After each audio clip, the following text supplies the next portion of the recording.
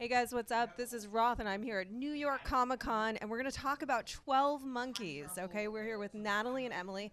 So, Natalie, let's face it, when you take a beloved science fiction property, a film, and you adapt it for television, there's often some speculation, maybe a little trepidation from fans. However, there was another beloved sci-fi film that was made into a television series, which is one of our favorites here at IGN, and we say it all the time. Sarah Connor Chronicles, you worked on that show. Talk a little bit about the similarities or differences between the two processes and how you feel adaptable these films actually are. Of course, it's incredibly daunting to adapt a masterpiece like Josh Friedman did with the Terminator franchise or Terry and Travis did with 12 Monkeys. But it's also exciting because everything you can imagine about that franchise that you didn't get to see, you get to dive in and explore. So obviously in Terminator, we got to see that period, that relationship with young John, which I was fascinated with. And in 12 Monkeys, we're going to open up the world of the apocalypse, open up the world of the future, which is something you didn't get to see in Gilliam's original movie. We're really looking forward to this. I want to talk about your character a little bit. Your character, Jennifer Goins, was the character that Brad Pitt played in the movie. So just talk a little bit about how similar or dissimilar your character, your Goins, is from Brad Pitt's Goins.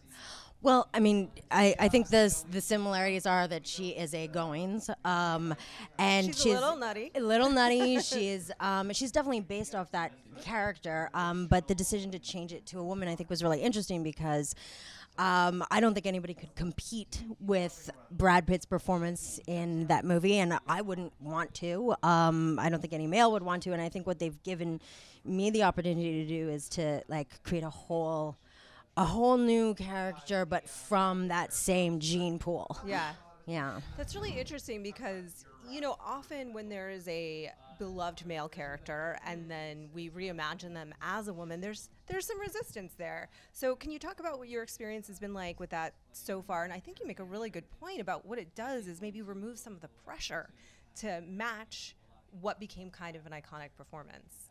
You both want to comment on that? Well, for me, I think the pressure actually came surprisingly a little later. I had read the script before I saw the movie, which I think was, in retrospect, such a great thing for me to do because I think I would have felt overwhelmed and the pressure to live up to this performance. And so I really found Jennifer Goins, the character, through the script for the TV show. And then I watched the film and was in awe of all that. So we have some homages to Jeffrey Goins and Brad Pitt's character, but I felt the pressure later when the press went out with it's the Brad Pitt character, and I think people are like, oh, you're gonna do this thing, and I didn't even cross my mind to do that. So I think people will. It's a blessing and a curse. People will have opinions about it, which is great. What's your sort of perspective on that? Okay, well, we're in the midst of the whole Thor thing. I get that. Lady Thor in the comics. Lady Thor. I love that you know that. Yeah, I do know Lady Thor. I mean, it's just so exciting to be able to reinvent a character, and it's just one of the ways to do it is to look at it through gender and to turn the character, sort of inside out. So, as a female writer, it's particularly exciting to be able to take an iconic character and see it through someone else's eyes. So, how quickly is the series going to sort of set? I mean, I've seen the pilot, but I'm still going to ask you. How quickly is the series going to sort of set us up, catch us up to what happened in the film, and then move on and really become its own animal? Because it already felt to me like changes were afoot in the pilot from the story. Yeah, I mean, Terry Matalis and Travis Fickett, who are my partners on the show, really wrote a brilliant pilot, which is a great jumping off point for our series. We very quickly depart from the Gilliam movie. We open up the world. We spend time in the future, which is something we only got glimpses of in the Gilliam film. And we very quickly depart. It's a reimagining more than a retelling of the movie. I want to ask if your character has a dissimilar relationship with the army of the 12 Monkeys. Is that a whole new thing? Well, I think my character definitely may or may not have the key to the conspiracy with the 12 Monkeys locked in her mind.